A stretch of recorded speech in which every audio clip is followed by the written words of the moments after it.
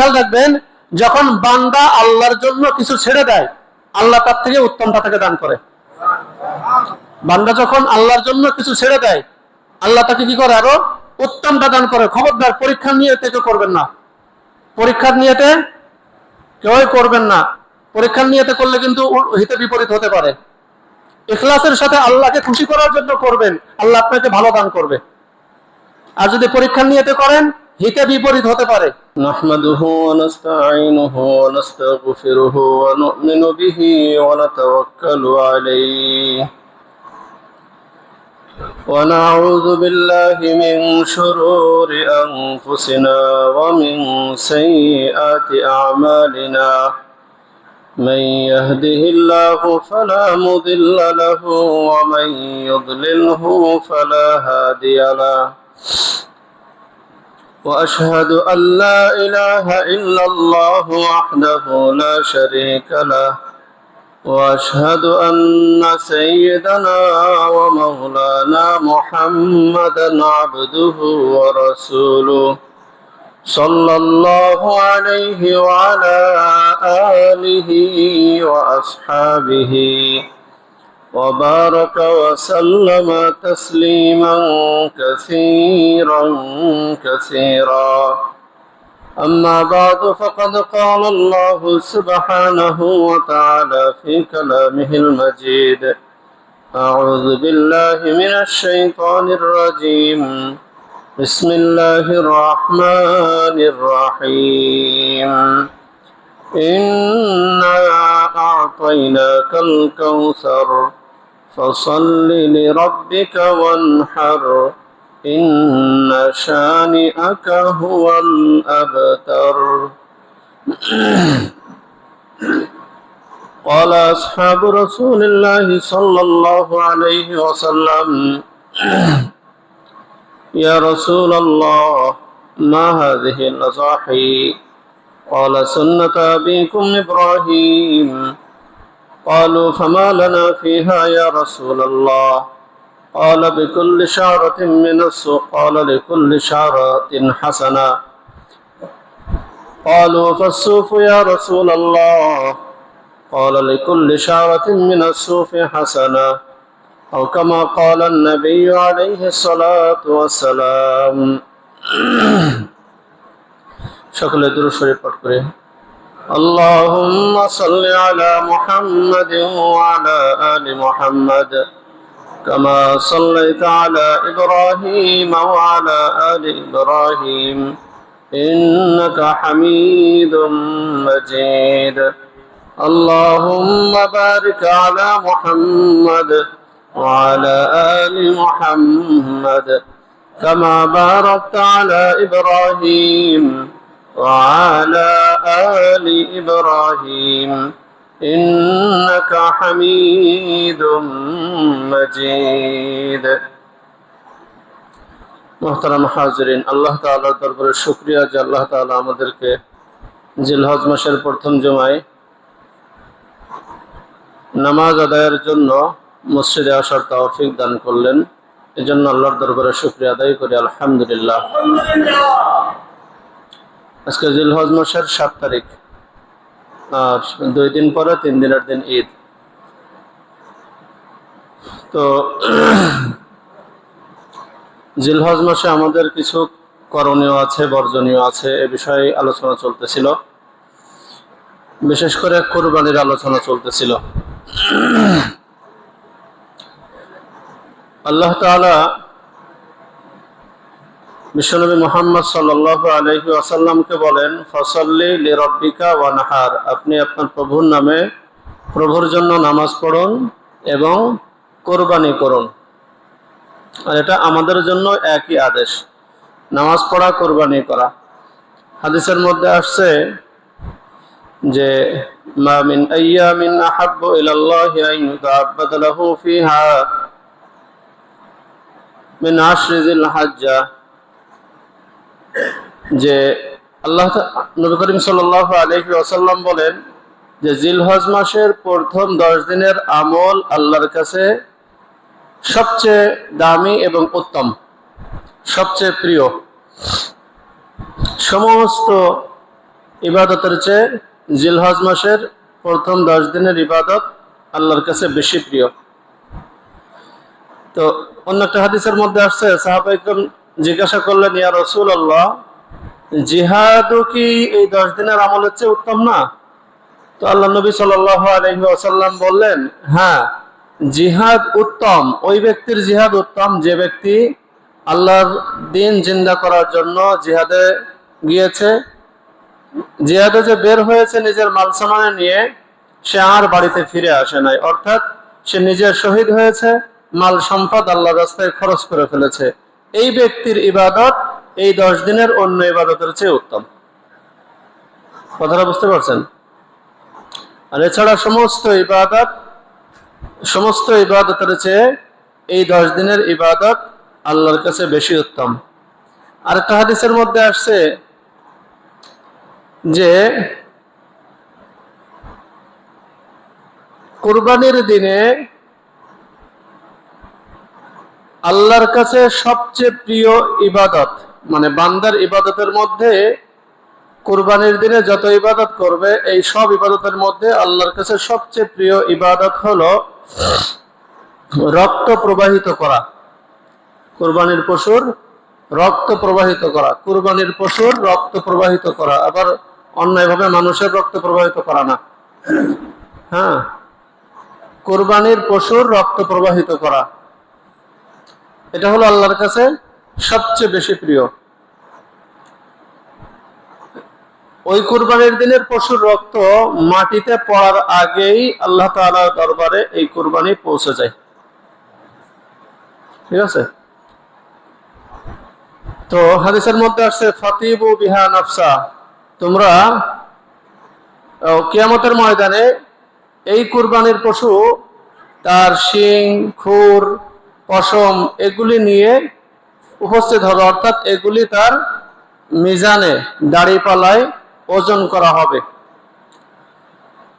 এবং নবী করিম সাল্লাল্লাহু আলাইহি ওয়াসাল্লাম বলেন, তোমরা আনন্দ চিত্তে এই কুরবানি করো।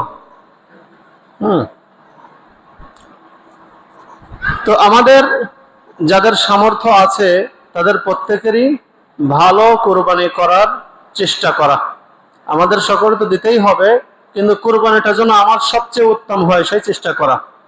কুরবানি তো কম বেশি সবাই দিবেন, কিন্তু আমার কুরবানিটা যেন সবচেয়ে ভালো হয়, আমি যেন কুরবানির সমস্ত বিধিবিধান মেনে সুন্দরভাবে কুরবানি করতে পারি, এই চেষ্টা থাকতে হবে আমাদের।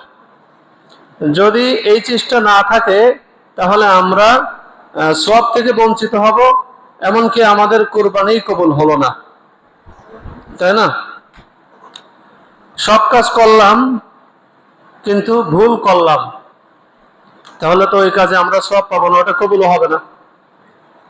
তো কুরবানি একটা ইবাদত, পয়সা খরচ করে আমরা করব, টাকা পয়সা খরচ করে কষ্ট করে কুরবানি করব।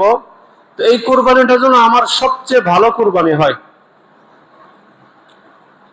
শুধু আমার এলাকা না, সারা পৃথিবীতে যত মানুষ কুরবানি করতেছে সকলের চেয়ে যেন আমার কুরবানিটা ভালো হয়।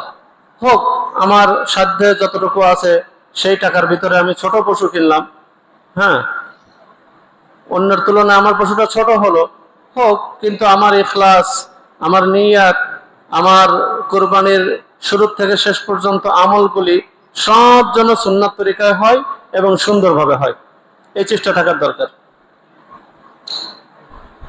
তো কুরবানির গত সপ্তাহে আলোচনা করছিলাম, কুরবানির মাসআলা নিয়ে একটু আলোচনা করছিলাম। সেটা হলো যারা নিসাব পরিমাণ মালের মালিক তাদের উপরে কুরবানি ওয়াজিব, চাই সে নারী হোক আর পুরুষ হোক, যুবক হোক আর যুবতী হোক। কথা কি বুঝে আসছে? যুবক হোক আর যুবতী হোক, বয়স্ক পুরুষ হোক আর বয়স্ক নারী হোক, বৃদ্ধ হোক আর বৃদ্ধা হোক। শুধু নাবালেগ হলে তার উপরে কুরবানি ওয়াজিব হবে না, মুসাফির হলে তার উপরে কুরবানি ওয়াজিব হবে না। এছাড়া অন্য সকলের উপরে কি কুরবানি ওয়াজিব। আবার যদি কোনো ব্যক্তি গোলাম থাকে তার উপরেও কুরবানি ওয়াজিব না। তো যাদের উপরে কুরবানি ওয়াজিব তারা কুরবানি করবে। কুরবানি সবচেয়ে ভালো হয় একটা সাধ্য অনুযায়ী, একটা পশু করুক, একটা উট করুক, অথবা একটা মহিষ করুক, অথবা একটা গরু করুক, অথবা একটা দুম্বা, ভেড়া, অথবা একটা ছাগল ইত্যাদি করুক। যদি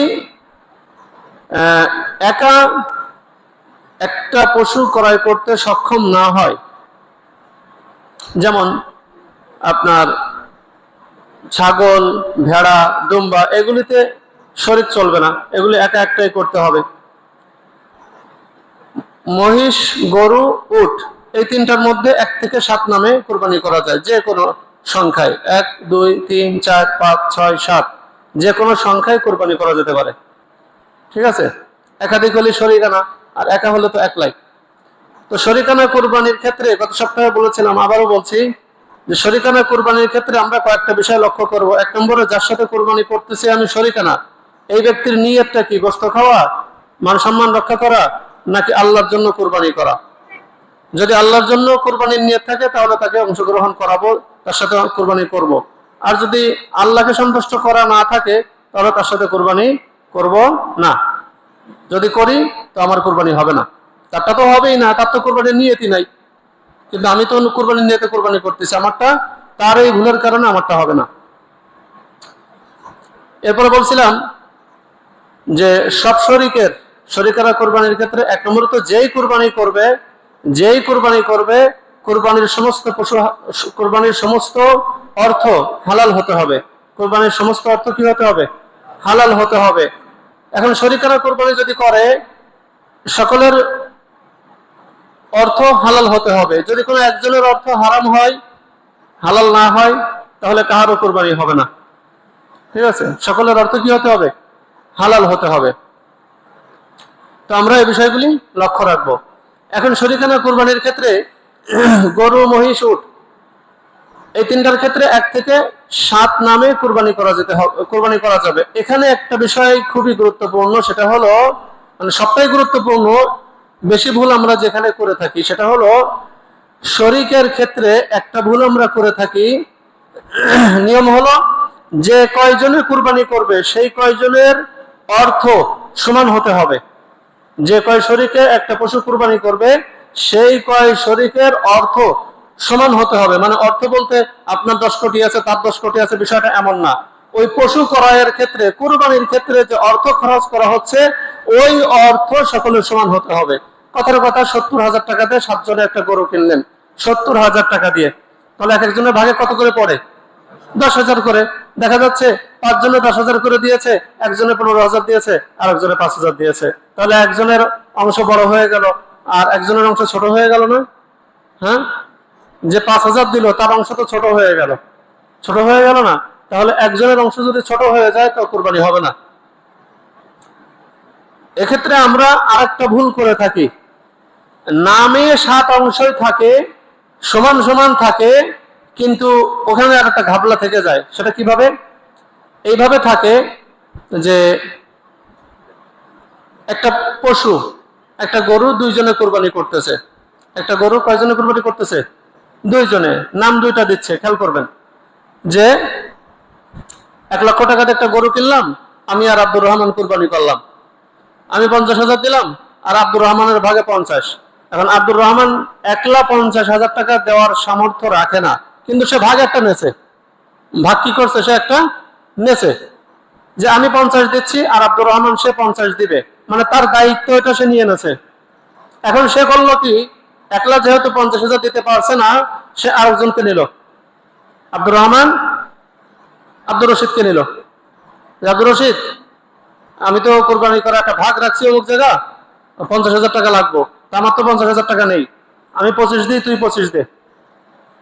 আমি 25 দিই, তুই 25 দে, 2 জনেরটা মিলে 50,000 হোক, ওই 1 ভাগ আমরা 2 জনে দিয়ে ফেলি। তাহলে এখানে বলেন তো, আমি যে 50,000 দিলাম, এই 50,000-এর তুলনায় ওদের 2 জনের কম হয়ে গেল না? ওরা 2 জনে মিলে যদিও একটা নেছে, কিন্তু ভাগ তো 3টা হচ্ছে। প্রকৃতপক্ষে ভাগ কয়টা হচ্ছে? 3টা হচ্ছে না? তাহলে এই কুরবানি কারো হবে না। কুরবানি কি হবে না? কারো হবে না। এটা বেশিরভাগই এটা ভাই ভাইয়ে করে, বেশিরভাগই এটা ভাইয়ে ভাইয়ে করে ফেলে এরকম। এক্ষেত্রে একটা সূরাত অবলম্বন করতে পারেন, যদি অর্থ সমস্যা থাকে তাহলে এক্ষেত্রে এমনটা করতে পারেন, মাত্র যে সূরাতটা বললাম এই সূরাতটা কি কুরবানি হবে? এতে কুরবানি হবে না। কারণ কি? ভাগ সমান হয় নাই। টাকার পরিমাণ কি হয় নাই? নামে 2 নাম, প্রকৃতপক্ষে এখানে 3 ভাগ হয়ে গেছে, 3 নাম হয়ে গেছে। এজন্য কুরবানি কি কারো হবে না। এখানে একটা সূরত করা যেতে পারে এভাবে, খেয়াল করেন, এভাবে করলে জায়েজ হবে। সেটা হলো কি, যে আমি 50,000 টাকা দিলাম, 2 নামে কুরবানি হচ্ছে। কয় নামে হচ্ছে? 2 নামে কুরবানি হচ্ছে। 1 লক্ষ টাকাতে কুরবানি পশু ক্রয় করা হয়েছে। আমি 50 দিলাম, আপনার দায়িত্বে 50, আপনি 50 দিবেন। এখন আপনার কাছে 50,000 টাকা নেই, তো আপনি কি করেন? আরেকজনের থেকে ধার নেন, ধার নিয়ে 50,000 টাকা পুরো করে কুরবানি করে ফেলেন, হয়ে গেল। যখন ধার নিলেন, যার কাছ থেকে নিলেন, সে কি আপনার কাছে গোশত দাবি করবে? হ্যাঁ, করবে না। আপনি কুরবানি করে ফেলেন। অনেকের ধারণা আছে ধার করে কুরবানি করা যায় না। না, ধার করে কুরবানি করা যায়, ধার করে কুরবানি করা যায়। অথবা যদি আপন ভাই হয়, এরকমও করতে পারেন, এক ভাই আরেক ভাইকে টাকা দিয়ে দেন, ভাই এলো তোর আমি 25,000 টাকা দিলাম, তুই কুরবানি কর, ওই টাকার প্রতি আমার দাবি নাই, তোরা দিয়েই দিলাম একেবারে। কথাটা বুঝে আসে না? এক ভাই আরেক ভাইকে কি করলো? কিছু টাকা দিল, যে তোর তো কিছু টাকা শর্ট পড়ছে, এই টাকা তোর আমি দিয়ে দিলাম, তুই ল, এই টাকা দিয়ে তুই কুরবানি কর, এই টাকা আমার আর তোর দেওয়া লাগবে না। যদি একেবারে দিয়ে দেয়, তো ওই ভাই 50,000 টাকা দিয়ে কুরবানি করে ফেলার, এই ক্ষেত্রেও কুরবানি কি হয়ে যাচ্ছে। তো টাকা যখন দিয়ে দিয়েছে, ওকে আর গোশতের দাবি করবে? গোশতের দাবি কি প্রয়োজন নেই, গোশতের দাবি অন্যায়। এখন আপনি যদি আত্মীয় হিসেবে, ভাই হিসেবে তাকে কিছু দিয়ে দেন, টাকার বিনিময়ে না, টাকার বিনিময়ে, টাকা তো আপনাকে এমনি দিয়ে দিয়েছে, আপনি যদি ভাই হিসেবে তাকে কিছু গোশত দেন আত্মীয় হিসেবে, তাতে কোনো সমস্যা হবে? তাতে কোনো সমস্যা হবে না। কিন্তু ওই যে আশা থাকা যাবে না, মনে আশা থাকতে পারবে না যে ভাইকে টাকা দিয়েছে, ভাই তো আমার গোশত দিব, এই আশা থাকা যাবে না, চুক্তিও থাকা যাবে না। কথাটা কি বুঝতে পারছেন? আল্লাহ তাআলা আমাদেরকে বোঝার তৌফিক দান করুন। শরিকানা কুরবানির ক্ষেত্রে গোশত বন্টন সমান সমান হতে হবে। দাড়ি পাল্লায় মেপে ভাগ হতে হবে। ভাগ হতে হবে কিভাবে? দাড়ি পাল্লায় মেপে ভাগ করতে হবে। এমন না আপনি তুমি এক বল, তুমি এক বল, তুমি এক বল, 7 জনকে 7 বল দিয়ে দিলেন, আবার 7 বল দিলেন, এই যে কয় বল হয় সেই কয় বল, আন্দাজে ঠুয়ো অনুমান করে, এই ভাগ সহি না, এই ভাগ কি না সহি না। কম বেশি হলে সুদের গুনাহ হবে। কম বেশি হলে কিসের গুনাহ হবে? পুরোপুরি সুদের গুনাহ হবে। কথাটা কি বুঝতে পারছেন? হ্যাঁ, ভাগ করতে হবে কিভাবে? দাড়িপাল্লায় ওজন করে সমান সমান ভাগ করতে হবে। ইচ্ছা করে একজনের বেশি দিলেন, ইচ্ছা করে একজনের কম দিলেন, না, চলবে না। এটা কি হবে না? চলবে না। দাড়িপাল্লায় মেপে সমান সমান ভাগ করতে হবে। তাহলে টাকার পরিমাণ সমান হবে, গোশত ভাগের পরিমাণও সমান হবে। টাকার পরিমাণ সমান হবে, গোশত ভাগের পরিমাণও কি হবে? সমান হতে হবে। এখন কুরবানির পশুর ক্ষেত্রে, কুরবানির পশুর জবেহের মাসআলা নিয়ে কিছু আলোচনা করব। কুরবানির পশু জবেহের ক্ষেত্রে কিছু মাসআলা নিয়ে আলোচনা করব। কুরবানির পশু 1 নম্বরে, নিজের পশু নিজে জবাই করা উত্তম। নিজের কুরবানির পশু নিজে জবাই করা কি উত্তম। নিজের কুরবানির পশু পারলে নিজেই জবাই করব, পারলে কি করব? নিজেই জবাই করব। যে কোনো পশু জবাই করার পরে সেটা হালাল হয়, মানে হালাল প্রাণী জবাই করার পরে সেটা হালাল হয়। হালাল প্রাণী কি হয়? এমনি প্রাণী হালাল, তাজা প্রাণী কি খাওয়া যাবে? এটা গরু জীবিত, আপনি কেটে কেটে খাওয়া শুরু করলেন, খাওয়া যাবে না? খাওয়া যাবে না। এটা জবাই করার পরে খাওয়া হালাল হবে।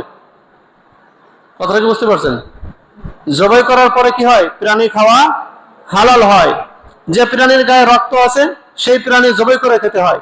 যে প্রাণীর গায়ে রক্ত নাই সে প্রাণী জবাই করতে হয় না। রক্ত নেই, যেমন কোনো মাছের গায়ে রক্ত নাই। মাছ কি রক্ত শূন্য, মাছের গায়ে রক্ত নাই, এই জন্য মাছ জবাই করা লাগে না। এই জন্য মাছ কি করা লাগে না? জবাই করা লাগে না। টিটি, পঙ্গপাল গায়ে রক্ত নাই, এজন্য জবাই করা লাগে না। পঙ্গপাল এমনি খাওয়া যায়, রান্না করে ভেজে যেমনি মনে হয় সামনে কি খাওয়া যায়, পঙ্গপাল খাওয়া যায়। কথাটা নতুন শুনলেও এটাই সত্য যে পঙ্গপাল কি খাওয়া যায়। ওই যে ঘাস ফড়িং এর মতো আছে না, পঙ্গপাল ঘাস ফড়িং এর মতো, এটা খাওয়া যায়, আরো বলারা খায়। তো প্রাণী জবাই করার পরে সেটা খাওয়া হালাল হয়, কারণ প্রাণীর শরীরে রক্ত আছে, প্রবাহিত রক্ত, এই রক্ত হলো নাপাক। এই রক্ত শরীরের গোশতের সাথে লেগে থাকে, যখন জবাই করা হয় এই প্রবাহিত রক্ত, নাপাক রক্ত এগুলি ঝরে যায় আর পবিত্র গোশতটা থেকে যায়। কথাটা কি বুঝতে পারছেন? এই জন্য যে কোনো প্রাণী জবাই করার পরে এটা মুসলমানের জন্য হালাল হয়, তারপরে সেটা খাওয়া যায়। কোরআনের মধ্যে আসছে ইল্লা মা যাক্কাইতুম, যেগুলি জবাই করা হয় সেগুলি, তো যেগুলিকে তোমরা জবাই করো সেগুলি তোমাদের জন্য খাওয়া হালাল। এখন জবাই কে করবে, কিভাবে করবে, এই বিষয়টা নিয়ে আলোচনা করার প্রয়োজন। একজন হিন্দু যদি জবাই করে এটা আমরা খেতে পারবো না। একজন অগ্নি পূজক, মূর্তি পূজক, সে যদি জবাই করে, যার ঈমান নাই, যে বেঈমান, এ যদি জবাই করে, তো সেই জবাইকৃত পশু মুসলমানের জন্য খাওয়া কি হবে না? হালাল হবে না। অবশ্যই অবশ্যই জবাইকারীকে মুসলমান হতে হবে। অবশ্যই অবশ্যই কি হতে হবে? জবাইকারীকে মুসলমান হতে হবে। আরেকটা কথা আছে আহলে কিতাব, কিন্তু সেই আহলে কিতাব এখন পৃথিবীতে নাই, মানে খ্রিস্টান, ইহুদি, ঠিক আছে, সেই খ্রিস্টান, সেই ইহুদি এখন আর দুনিয়াতে নাই। কথাটা কি বুঝতে পারছেন? এক কথায় মুসলমান যদি পশু জবাই করে তাহলে সেই পশুই মাত্র খাওয়া যাবে, অন্য কোনো পশু খাওয়া যাবে না, অন্য কোনো ব্যক্তির জবাইকৃত পশু খাওয়া যাবে না। কেবলমাত্র যে মুসলমান জবাহের নিয়ম কানুন মেনে জবাই করলো, ওই মুসলমানের হাতে জবাইকৃত প্রাণী খাওয়া যাবে, এছাড়া অন্য কোনো মানুষের জবাইকৃত প্রাণী খাওয়া যাবে না। আর মুর্দা তো খাওয়া যাবেই না, সেটা তো শুরুতেই বললাম। এখন জবাহের নিয়মটা কি? জবাহের নিয়ম কি? যদি কোনো মুসলমান জবাই করে তার জন্য কি হতে হবে, কি কাজগুলি করতে হবে? এক নম্বরে মনে রাখবেন, জবাই যেই করুক না কেন সে মুসলমান হলেই হয়েছে। জবাইকারী পুরুষ হতে পারে, মহিলাও হতে পারে, বাচ্চাও হতে পারে, এবং একটু বোকাশোকা এমন ব্যক্তিও যদি জবাই করে সেটাও চলবে। জবাইয়ের নিয়ম কানুন বোঝে কিন্তু একটু সহজ সরল কম বোঝে, কিন্তু জবাই করার নিয়ম বোঝে, জবাইয়ের নিয়ম মেনেই জবাই করছে, এই ব্যক্তি জবাই করলেও খাওয়া যাবে। কথাগুলো একটু দ্রুত হচ্ছে মনে হয়, বুঝতেছেন কিনা আল্লাহ ভালো জানেন। বুঝতেছেন? তাহলে জবাই একজন পুরুষ করতে পারে, নারীও জবাই করতে পারে, যুবক জবাই করতে পারে, যুবতীও জবাই করতে পারে, বৃদ্ধ লোক জবাই করতে পারে, বৃদ্ধাও জবাই করতে পারে, একজন বাচ্চা জবাই করতে পারে, তারপরে একটু কম বোঝে, একটু বোকাশোকা টাইপের, সহজ সরল, কিন্তু জবাইয়ের নিয়ম কারণ বোঝে, এই সকলের জন্যই শর্ত কিন্তু জবাইয়ের নিয়ম জানা। এরা সবাই জবাইয়ের নিয়ম জানে, এরা যে কেউ জবাই করলে কি সেই গোশত মুসলমানের জন্য হালাল হবে এবং সেটা খাওয়া যাবে। অনেকের ধারণা আছে যে নারীরা হয়তো জবাই করতে পারে না, না, নারীরাও জবাই করতে পারে, মহিলারাও জবাই করলে সে জবাই বৈধ হবে, খাওয়া যাবে। জবাহের সময় যে প্রাণীকে জবাই করা হবে, যে প্রাণীকে জবাই করা হবে, জবাইয়ের দুইটা সিস্টেম আছে। জবাইয়ের সিস্টেম আছে কয়টা? দুইটা। একটা হলো জবাই করা, আর একটা হলো আঘাত করা। একটা হলো জবাই করা, আর একটা হলো কি? আঘাত করা। তো জবাহের প্রথম রূপ হলো, জবাহের প্রথম বৈধ পন্থা হলো জবাই করা। প্রথম বৈধ পন্থা কি? এই যে এখান থেকে নিয়ে এই চল, এই যে মুখের এই যে হাড্ডি, বুকের উপর থেকে নিয়ে মুখের হাড্ডি, চলের হাড্ডি, এক কথায় গলা, এই গলার মাঝখানে জবাই করা। এক নম্বরে কি? গলার মাঝখানে জবাই করা। এটা হলো প্রথম অবস্থা। এটা সম্ভব যতক্ষণ, এই জবাই করতে যতক্ষণ সক্ষম ততক্ষণ পর্যন্ত দ্বিতীয় পন্থায় যাওয়া যাবে না। এই পন্থা যতক্ষণ পর্যন্ত সক্ষম ততক্ষণ পর্যন্ত দ্বিতীয় পন্থায় যাওয়া যাবে না। দ্বিতীয় পন্থা যেমন আপনি আঘাত করলেন, তীর ছুঁড়ে মারলেন, ছুরি ছুঁড়ে মারলেন, ওটা আঘাতে আস্তে আস্তে রক্ত প্রবাহিত হতে থাকলো, রক্ত প্রবাহিত হয়ে গেল, দুর্বল হয়ে গেল, পড়ে গেল, এরপরে যে জবাই করলেন, এটা হলো দ্বিতীয় পন্থা। এটা বৈধ না কতক্ষণ পর্যন্ত? যতক্ষণ পর্যন্ত প্রথমটা সম্ভব, যতক্ষণ পর্যন্ত প্রথমটা, অর্থাৎ বেঁধে হোক না বেঁধে হোক এমনি সহজে জবাই করা যায়, এই জবাই করা যতক্ষণ পর্যন্ত সম্ভব ততক্ষণ পর্যন্ত আঘাত করা অবৈধ। কথাটা কি বুঝতে পারছেন? আর যখন জবাই করা অসম্ভব, একটা ছুট দিয়েছে, এমন ছুট ধরা সম্ভবই না, ওটা ধরতেই পারতেছেন না, কারোর পক্ষে ওটা আটকায় রাখা সম্ভবই না, তখন আপনি ছুরি ছুঁড়ে মারলেন, আস্তে আস্তে রক্ত ঝরতে ঝরতে ঝরতে দুর্বল হয়ে গেল, পড়ে গেল, এরপর জবাই করে দিলেন। কথাটা কি বুঝতে পারছেন? তো আমরা সহজটাই বুঝি, যেহেতু আমরা এটাই করে থাকি, ওই সূরাত আমাদের সাধারণত আসে না। যে জবাই করা, প্রথম হলো গলার মধ্যে জবাই করা। কি করা? গলার মধ্যে জবাই করা। তো গলার মধ্যে জবাই করতে গেলে যিনি জবাই করবেন, জবাইকারী, এই জবাইকারী যখন ছুরি চালাবেন তখন অবশ্যই অবশ্যই তাকে বিসমিল্লাহ পড়তে হবে। কি পড়তে হবে? কি পড়তে হবে? বিসমিল্লাহ। জোরে বলেন সবাই, বিসমিল্লাহ এই শব্দটা বলতে হবে। কেননা কোরআনের মধ্যে আসছে ওয়ালা তাকুলু মিম্মা লাম ইউযকার ইসমুল্লাহি আলাইহি, ওই প্রাণী তোমাদের জন্য, ওই প্রাণী তোমরা খেও না যেটার উপরে আল্লাহর নাম নেওয়া হয় নাই। অর্থাৎ যে প্রাণী জবাই করার সময় আল্লাহর নাম নেওয়া হয় নাই, ওই প্রাণী তোমরা খেও না, তোমাদের জন্য ওটা হালাল না। তাহলে যে প্রাণীর উপরে, যে প্রাণীটাকে জবাই করার সময় বিসমিল্লাহ বলা হয় নাই, ওই প্রাণী কি মুসলমানের জন্য হালাল হবে? হালাল হবে? মুসলমানের জন্য ওই প্রাণী কি হবে না? হালাল হবে না। চাই সেটা মুরগি হোক, চাই সেটা হাঁস হোক, আর গরু ছাগল হোক, আর কবুতর হোক, অন্য কোনো পাখি হোক, যেটাকে জবাই করে খেতে হয়। জবাই করে খেতে হয় এমন যে কোনো প্রাণীকে জবাই করার সময় বিসমিল্লাহ না বললে ওই প্রাণী খাওয়া হালাল হবে না। এজন্য আমরা বাজার থেকে প্যাকেটজাত গোশত কিনে থাকি, যে গোশতগুলি বিভিন্ন খ্রিস্টান রাষ্ট্র থেকে এবং বিভিন্ন হিন্দু দেশ থেকে, হিন্দু মালিকানা কোম্পানি থেকে, খ্রিস্টান ইহুদি মালিকানা কোম্পানি থেকে আমাদের সারা পৃথিবীতে গোশত সাপ্লাই করা হয়। গোশত সাপ্লাইকারী যে সমস্ত দেশ আছে তার মধ্যে ব্রাজিল, অস্ট্রেলিয়া, ভারত এগুলি শীর্ষে আছে, তাই না? তো এসব জায়গা তো বেশি সবই হিন্দু খ্রিস্টান। কথাটা বুঝে আসে নাই? এই জন্য আবার আমাদের দেশে ভারত থেকে গোশত আমদানি, সরাসরি জবাইকৃত পশুর গোশত আমদানি করা হয়। ঠিক আছে? এজন্য আমরা যে কোনো রেস্টুরেন্টে খেতে গেলে, আমরা গোশত খেতে গেলে অবশ্যই অবশ্যই যাচাই করব এই গোশত কোন জায়গা থেকে কেনা হয়েছে। এটা আপনার দায়িত্ব, এটা আপনার দায়িত্ব। আপনি যদি যাচাই না করে হারামটা খান, এই ড্রাইভার কার? বলেন, ড্রাইভার কার? এই জন্য যে কোনো রেস্টুরেন্টে খেতে গেলে নির্ভরযোগ্যভাবে আপনার জানতে হবে এখানে মাংস কিনা হয় কোন জায়গা থেকে। তারা কি নিজেরা জবাই করে নাকি এটা মাংস খরিদ করে? যদি খরিদ করে থাকে তাহলে কোন জায়গা থেকে খরিদ করে, এটা আপনাদের জানা থাকতে হবে। আপনি শুনবেন, আপনি যখন খেতে যাবেন তখন ম্যানেজারের কাছে শুনবেন, বা যারা ওখানে কর্মচারী আছে ওদের কাছে শুনবেন যে ভাই আপনাদের এই মাংস কোন জায়গা থেকে আসে। বুঝে আসে নাই? আর যদি আগের থেকে জানা থাকে তাহলে তো ঠিকই আছে, কোনো সমস্যা নেই। বাজার থেকে মাংস কিনতে গেলে যদি প্যাকেটজাত মাংস কেনেন তাহলে জিজ্ঞাসা করবেন যে কোন কোম্পানির মাংস। খেয়াল করেন, এদিকে খেয়াল করেন, কোন কোম্পানির মাংস। ঠিক আছে? সেই কোম্পানি সম্পর্কে যদি আপনার ধারণা থাকে, জানা থাকে যে না এই কোম্পানিতে যারা জবাই করে তারা সব মুসলমান এবং শরিয়ার আইন মেনেই জবাই করা হয়, তাহলে ওই মাংস আপনি খেতে পারবেন। আর যদি জানেন যে না শরিয়ার আইন মানা হয় না, নিয়ম কানুন জবাইয়ের যে নিয়ম আছে সেগুলি মানা হয় না, যেমনি মনে চায় সামনেই জবাই করে, তাহলে ওটা খাওয়া বৈধ হবে না।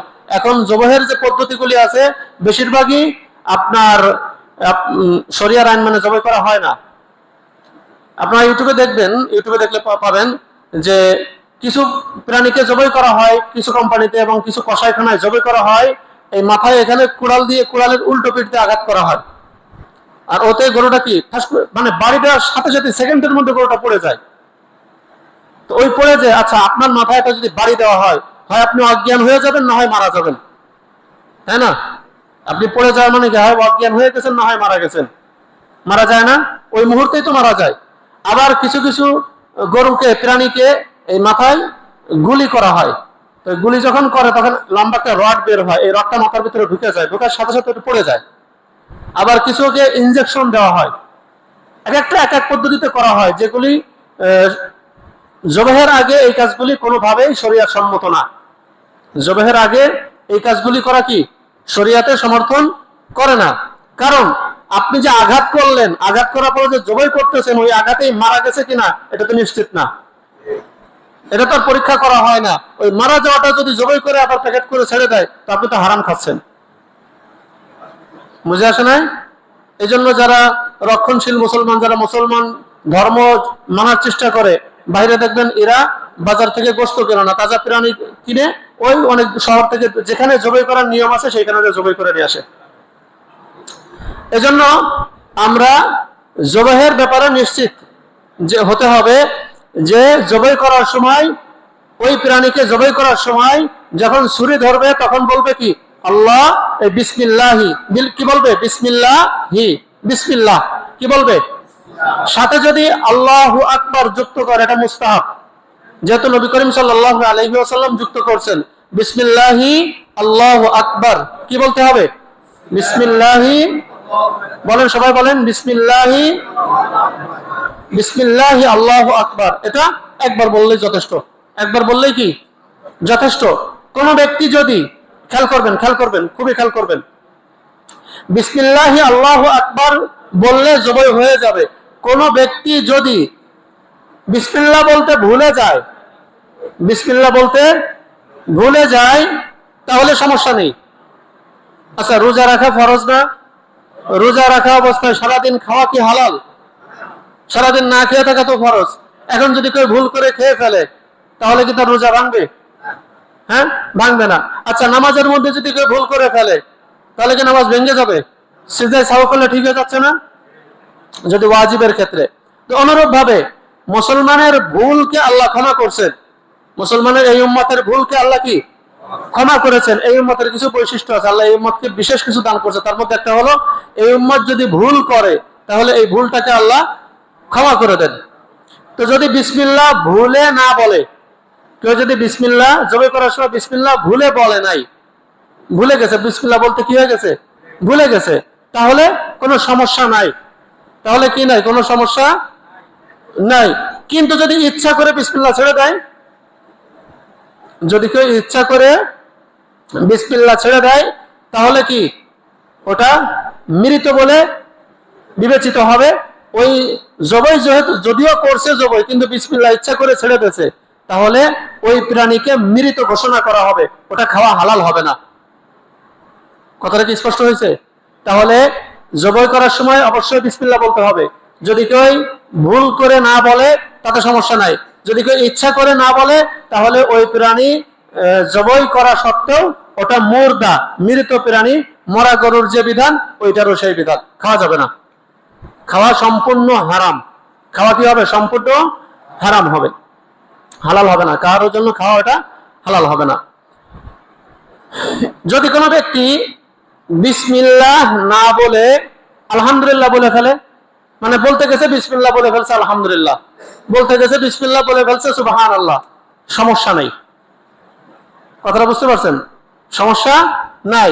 কিন্তু যদি কেউ বলে ফেলে বিসমিল্লাহ বলতেছে বলে ফেলছে আল্লাহুম্মা গফিরলি, হবে না, হবে না। কথাটা কি বুঝতে পারছেন? যদি কেউ বিসমিল্লাহ বলতে গিয়ে আলহামদুলিল্লাহ বলে ফেলে বা সুবহানাল্লাহ বলে ফেলে তাতেও সমস্যা নেই, হয়ে যাবে। কারণ সে বিসমিল্লাহ বলতে যে আল্লাহরই তো নাম নেছে, আলহামদুলিল্লাহ আল্লাহর নাম আছে না, সুবহানাল্লাহ, হ্যাঁ, হয়ে যাবে। কিন্তু যদি কেউ বিসমিল্লাহ বলতে গিয়ে আল্লাহুম্মা গফিরলি বলে, আল্লাহ তুমি আমাকে ক্ষমা করে দাও, তাহলে হবে না। কথাটা কি বুঝতে পারছেন? তাহলে আমরা মোটামুটি বুঝে রাখি যে বিসমিল্লাহ বলতে হবে, আর বিসমিল্লাহর সাথে আল্লাহু আকবার বলা এটা মুস্তাহাব। বিসমিল্লাহি আল্লাহু আকবার, বিসমিল্লাহি আল্লাহু আকবার, আমরা এভাবে বলবো ইনশাআল্লাহ। কুরবানির পশু মাংস, কুরবানির পশুর মাংস জবাহের সময় আর একটু এখানে খেয়াল রাখেন, জবাহের সময় বিসমিল্লাহ বলার পরে যে ছুরি চালাবে, বিসমিল্লাহ বলা, একটা জিনিস খেয়াল রাখবেন, কুরবানির পশুর সাথে এমন কোন কঠিন আচরণ করা যাবে না যে কঠিন আচরণের থেকে আপনি সহজটা করলে হয়ে যেত। এটা মূলনীতি, এটা কি মূলনীতি। আমরা জবাহের পরে ছুরি দিয়ে পাট দিই না, এটা না করলেও তো চলে, 5 মিনিট দেরি করেন, গরু এমনি ঠান্ডা হয়ে যাবে। তো এই যে ছুরি দিয়ে যে পাট দিই, হ্যাঁ, তো এটা না করলে, এটা করা কষ্ট কোনটার থেকে? না করার থেকে। না করলে ওর কষ্ট কম হইতো, করলে ওর কষ্ট বেশি হচ্ছে, এজন্য এটা মাকরুহ। অনেকে দেখা যায় গরুর লেজ ধরে টাইনে একেবারে এই জায়গা থেকে ওই জায়গায় নিয়ে যায়, এটা মাকরুহ। কারণ আপনি ওটা এমনি নিতে পারতেন, জবাই করবে ওই জায়গা, শোয়াইছে এখানে, এখানে শোয়াই এবার নিয়ে যাচ্ছে কেন? আপনি প্রথমে ওখানে নিয়ে যান। এই প্রথমে ওখানে নেওয়া সম্ভব ছিল, ওইখানে প্রথমে না নিয়ে পরে এখানে শোয়াই এখান থেকে টেনে নিয়ে যাচ্ছে ওখানে, এটা মাকরুহ। কারণ এর জন্য সহজ ছিল প্রথমে ওখানে হাঁটাই নিয়ে যাওয়া। কথাটা বুঝেন নাই? মনে রাখবেন, অপেক্ষাকৃত সহজ কাজটা বাদ দিয়ে কঠিনটা গ্রহণ করা কুরবানির পশুর ক্ষেত্রে এটা মাকরুহ, গুনাহের কাজ। কথাটা বুঝলেন কিনা আল্লাহ ভালো জানে। হ্যাঁ, প্রত্যেকটা, দুইটা উদাহরণ দিলাম, প্রত্যেক ক্ষেত্রে এরকম। এরপরে জবাই করবেন কিভাবে? এই যে এখানে এই যে উঁচু হাড় না, এই যে গরুরও আছে, ছাগলেরও আছে, প্রত্যেক প্রাণীর আছে। এইখানে হলো সমস্ত জয়েন্ট গুলি, এখানে সমস্ত রগের জয়েন্ট গুলি এখানে। এখানে জবাই করলে রক্ত দ্রুত প্রবাহিত হয়ে নিস্তেজ হয়ে যায়, এজন্য এখানে জবাই করতে হবে। বিসমিল্লাহ আল্লাহু আকবার বলে ছুরি চালাবেন। এখানে 4টা রগ আছে, এই দুই পাশে 2টা শাহরগ, মোটা রক্ত চলাচলের 2টা রগ আছে, মোটা মোটা। আর এখানে শ্বাসনালী, খাদ্যনালী, এই 4টা রগ, এই 4টা রগ কাটতে হবে। কয়টা রগ কাটতে হবে? 4টা রগ, কমপক্ষে 3টা কাটতেই হবে। কয়টা? 3টার নিচে যদি কাটে কুরবানি হবে না। জবাই কি? জবাই শুদ্ধ হবে না, হালাল হবে না। ওই অবস্থায় যদি মারা যায় এটা মৃত ঘোষণা করা হবে, এটা হালাল হবে না। 2টা রগ কাটছে, ওই অবস্থায় মারা গেছে, আর কাটে নাই, পরে দেখা গেছে রক্ত 2টা কাটা হয়েছে আর 2টা তো রয়ে গেছে, এটা হালাল হবে না। কথাটা কি বুঝতে পারছেন? এই জন্য কমপক্ষে 3টা রগ কাটতেই হবে, এটা নিশ্চিত করতে হবে যে 3টা কেটে গেছে। কথাটা কি বুঝতে পারছেন? তাহলে জবাহের ক্ষেত্রে 3টা রগ কমপক্ষে কাটতেই হবে। 4টেই কেটে ফেলবো, ওই পোস্ট দিলে 4টেই কেটে যায়। যদি 4টে না কাটে কমপক্ষে 3টা কাটতে হবে, 3টা না কেটে রেখে দিব না। এরপরে কুরবানির পশুর মাংস, কুরবানির পশুর মাংস এখানে খুব গুরুত্বপূর্ণ। সমাজ পরিবর্তন করতে হবে, কিন্তু এখানে সমাজের ভিতরে একটা আপনার ভুল নিয়ম চলতেছে, সেটা হলো আমরা কুরবানির পশুর মাংস যারা বানায়, কুরবানির জবাহের পরে কুরবানির পশুর মাংস যারা তৈরি করে তাদেরকে আমরা গোশত দিয়ে বিদায় দিই, এটা সম্পূর্ণ নাজায়েজ। সম্পূর্ণ কি? নাজায়েজ। যারা জবাই করবে, মাংস বানানোর কাজ করবে, কুরবানির পশুর কাজ করবে, তাদেরকে ন্যায্য পারিশ্রমিক দিতে হবে। কি দিতে হবে? ন্যায্য কমপক্ষে ন্যায্য পারিশ্রমিক। উপরে যা দেন আপনি সেটা আপনার বিষয়, কমপক্ষে কি দিতে হবে? ন্যায্য পারিশ্রমিক যেটা, এটা দিতে হবে আপনাকে। পরিশোধ অবশ্যই করতে হবে। একটা গরু বানাইতে যদি আপনার মিনিমাম সব জায়গায় প্রচলন থাকে, বা যারা কসাইরা যারা বানায়, এরা একটা গরু বানাইতে দেখা যাচ্ছে 10,000 টাকা নেয়। কথার কথা, একটা গরু বানাইতে 10,000 টাকা নেয়, তো আপনাকে 10,000 টাকা পরিশোধ করতে হবে। যদি তারা টাকা না নেয় সেটা ভিন্ন কথা। দেখা যাচ্ছে আপনার ভাতিজা, আপনার ভাইয়ে মাংস বানাইছে, বা একজন অপরিচিত ব্যক্তি বানাইছে, সেটা বলেন আমার টাকা পয়সা, আমি এমনি আপনাকে খেদমত করে দিলাম, মুসলমান সেই হিসাবে আপনাকে খেদমত করে দিলাম, আমার মাংসেরও প্রয়োজন নেই, টাকারও প্রয়োজন নেই, বাস আলহামদুলিল্লাহ, ঠিক আছে, ঠিক আছে, ঠিক আছে। কিন্তু সে যদি টাকা পারিশ্রমিক হিসাবে কিছু মনে আকাঙ্ক্ষা করে, মনে মনে চায়, আপনার ন্যায্য পারিশ্রমিক কি তাকে পরিশোধ করতে হবে। ন্যায্য পারিশ্রমিক, এই কথা খেয়াল করেন, কথা খেয়াল করেন, ভুলগুলো সংশোধন করেন। ন্যায্য পারিশ্রমিক পরিশোধ করতে হবে। ন্যায্য পারিশ্রমিক পরিশোধ করার পর তাকে যদি আপনি অন্যদেরকে যেমন মাংস দেন তাকেও কিছু দিয়ে দিলেন, তাতে সমস্যা নেই। কথাটা বুঝতে পারছেন? আপনার কুরবানির মাংস যারা মাংস বানায় নাই, আপনার মাংস বানানোর কাজে যারা সহযোগিতা করে নাই, এমন ব্যক্তিদেরকে দিবেন না আপনি? তো অন্যদেরকেও দিতেন, তাদেরকেও কিছু যদি দিয়ে নেন তাতে সমস্যা নেই। কিন্তু এদের পারিশ্রমিক কম দিলেন, পারিশ্রমিক দিলেন না, গোশত একটু বেশি করে দিয়ে দিলেন, পোষায় দিলেন, এটা আপনার গোশত বিক্রয়ের সমান সমান হয়ে যাবে।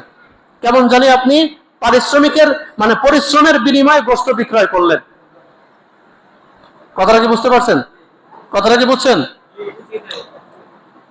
এই জন্য যে সমস্ত ভাইয়েরা কুরবানির দিন কুরবানি দাতাদের পশুর মাংস তৈয়ার করে দেন, আপনারা আল্লাহর রাস্তে তাদের কুরবানিটা শুদ্ধ হতে দেওয়ার জন্য আপনারা মাংস দাবি করবেন না। এক নম্বর, আপনারা কি করবেন না? মাংস দাবি করবেন না, আপনারা এমনি পাবেন। আপনারা দিনের কাজে সহযোগিতা করেন, দেখবেন আল্লাহ আপনাদেরকে ঠকাবে না। দিনের কাজে সহযোগিতা করেন, আল্লাহ আপনাদেরকে ঠকাবে না। যদি এক বছর নাও পান, পরের বছর পাবেন, পরের বছর যদি না পান, পরকালে তো পাবেন। বুঝে আসে না? আর একটা কথা খেয়াল রাখবেন, যখন বান্দা আল্লাহর জন্য কিছু ছেড়ে দেয়, আল্লাহ তার থেকে উত্তমটা তাকে দান করে। বান্দা যখন আল্লাহর জন্য কিছু ছেড়ে দেয়, আল্লাহ তাকে কি করে? আরো উত্তমটা দান করে। খবরদার পরীক্ষার নিয়তে কেউ করবেন না, পরীক্ষার নিয়তে কেউ করবেন না। পরীক্ষার নিয়তে করলে কিন্তু হিতে বিপরীত হতে পারে।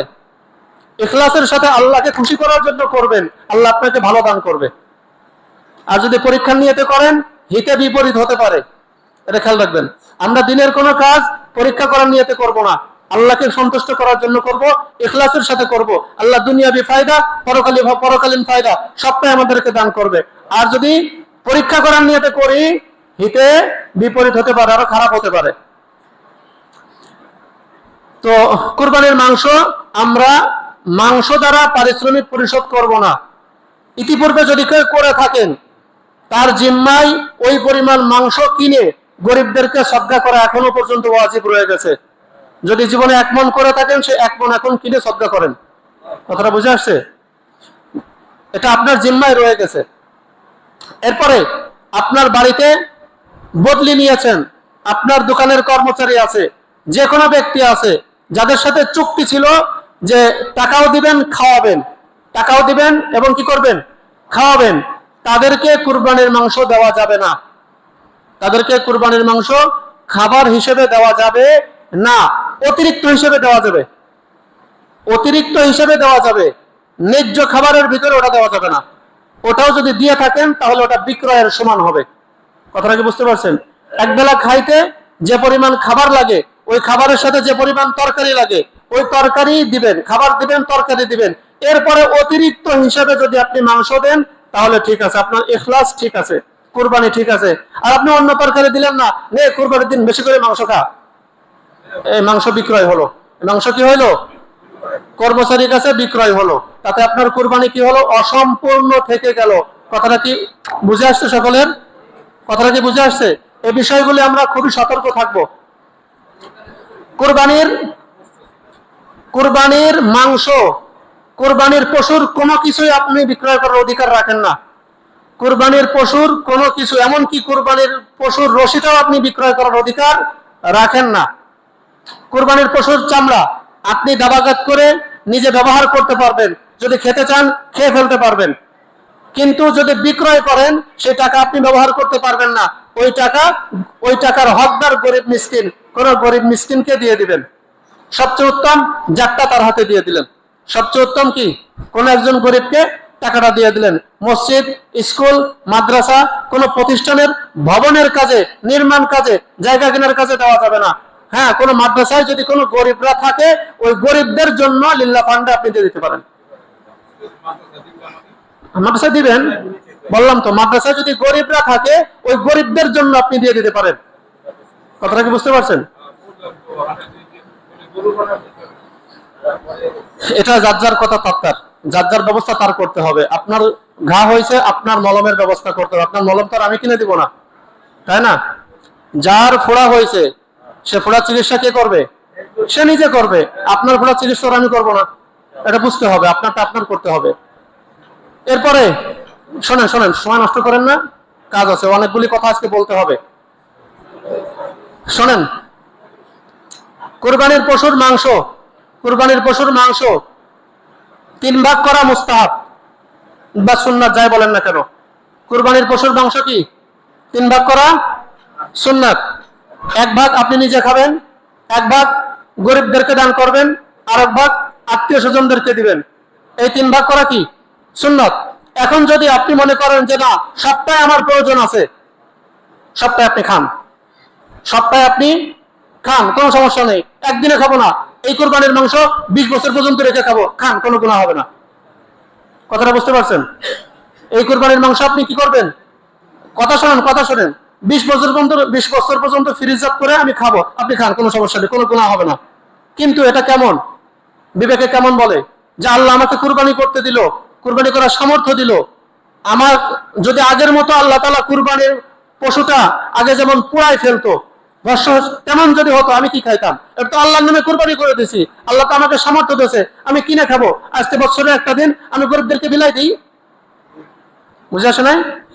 প্রথমেই বলছি আমি কুরবানিটা এমন ভাবে করব যে সবচেয়ে যেন আমার কুরবানিটা সুন্দর হয়। কথাটাকে বুঝতে পারছেন? আমি গরিবদের মাঝে বিলাই দিব। আজকে আমি নিজের ভাগে সামান্য রেখে গরিবদেরকে বেশি করে দিয়ে দিই। এই যে আমাদের খুলনা একজন আছে, নাম বলবো না, উনি তো প্রত্যেক বছর, আগে আমি দেখছি এখন কি করে জানি না, কয়েকটা মার্কেটের মালিক, উনি 60-70টা কুরবানি করে, 60-70টা কুরবানি করে সমস্ত মাংস মানুষকে বিলাই দেয়। বিকাল 4টার পর থেকে আপনার মাংস বিলানো শুরু করে, সব মাংস গরিবদেরকে বিলাই দেয়, নিজের জন্য রাখে না। হয়তো নিজের জন্য সামান্য কিছু রাখতে পারে, কুরবানি মাংস খাওয়া সুন্নাত হিসেবে কিছু রাখতে পারে, বাকি সব কি মানুষের মাঝে বিলাই দেয়। তো আমরা তো যারা কুরবানি করবো অবশ্যই কুরবানির পশু গরিবগ্রস্ত কিনে খেতে আমরা কি সক্ষম, আমরা ঈদের দিন গরিবদেরকে দিয়ে দিই। তো আর যদি আপনি চিন্তা করেন সবটাই গরিবদেরকে দিয়ে দিবেন, হ্যাঁ তাও পারবেন, কোনো সমস্যা নেই। কথাটা কি বুঝতে পারছেন? কুরবানির পশুর মাংস এটা হলো আপনার ইচ্ছা, আপনি চাইলে সব খেতে পারেন, আবার চাইলে সব দিয়েও দিতে পারেন, কিছু রেখে সব মানুষকে দিয়ে দিতে পারেন, তাতে কোনো সমস্যা না। এখানে গুনার কোনো বিষয় নাই, এখানে শুধু সওয়াবের বিষয়, দিলে সওয়াব পাবেন, না দিলে সওয়াব পাবেন না। কথাটা কি বুঝে আসছে? যাই হোক, মাসআলা নিয়ে যতটুকু আলোচনা করলাম, সময় অনেক হয়ে গেছে, এগুলি আমরা বুঝে আমল করার চেষ্টা করবো। আরো অনেক মাসআলা রয়েছে, যাদের প্রয়োজন হবে আমরা জিজ্ঞাসা করব। আরেকটা ওয়াজিব আমল আমাদের রয়ে গেছে, আরাফার দিন মানে 9 জিলহজ, কয় জিলহজ? 9 জিলহজ, ঈদের আগের দিন, জিলহজ মাসের 9 তারিখ। কয় তারিখ? জিলহজ মাসের আজকে হলো 7 তারিখ, আজকে আগামীকাল শনিবার 8 তারিখ, রবিবার 9 তারিখ। রবিবার ফজর থেকে নিয়ে 5 দিন, রবি, সোম, মঙ্গল, বুধ, বৃহস্পতিবার আসর পর্যন্ত। কি বার?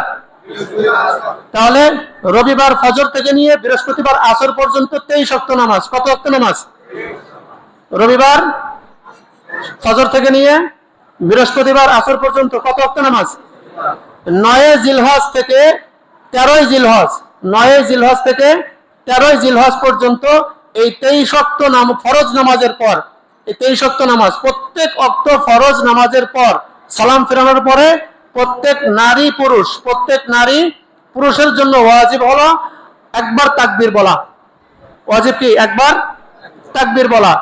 পুরুষরা উচ্চ আওয়াজে বলবে, নারীরা নিম্ন আওয়াজে বলবে। পুরুষরা কি বলবে? উচ্চ আওয়াজে বলবে, আর নারীরা নিচু আওয়াজে। তাকবীরটা আমার সাথে বলেন, আল্লাহু আকবার, আল্লাহু আকবার, লা ইলাহা ইল্লাল্লাহু, আল্লাহু আকবার, আল্লাহু আকবার, ওয়ালিল্লাহিল হামদ। এটা সকলের জন্য কিন্তু ওয়াজিব, পুরুষদের জন্য ওয়াজিব, নারীদের জন্য কি ওয়াজিব। কয়বার? একবার করে। কয় ওয়াক্ত নামাজ? কয় তারিখ থেকে? 9 তারিখ থেকে কয় তারিখ পর্যন্ত? 13 তারিখ। কি বার থেকে? এই বছর রবিবার থেকে নিয়ে বৃহস্পতিবার পর্যন্ত। মনে থাকবেন ইনশাআল্লাহ। আরেকটা মাসালা শুনে রাখি, যদি কোনো ব্যক্তি এই 5 দিনের মধ্যে এই 23 ওয়াক্ত নামাজের মধ্যে কোনো এক ওয়াক্ত নামাজ কাজা করে ফেলে, কথার কথা আপনি আসরের নামাজ পড়তে পারেন নাই, এখন মাগরিবের পরে ওই 5 দিনের মধ্যে যদি ওই যে নামাজটা পড়তে পারেন নাই, ওটা যদি ওই 5 দিনের মধ্যে আদায় করেন, তাহলে ওই নামাজের পরেও আপনাকে কি বলতে হবে? তাকবীর বলতে হবে। কথাটা কি বুঝছেন? সময় অনেক বেশি হয়ে গেল, কিন্তু আলোচনাগুলো খুবই জরুরি ছিল। যতটুকু আলোচনা করলাম, আল্লাহ তাআলা আমাদেরকে আমল করার তৌফিক দান করুন। ওয়া আখিরু দাওয়ানা।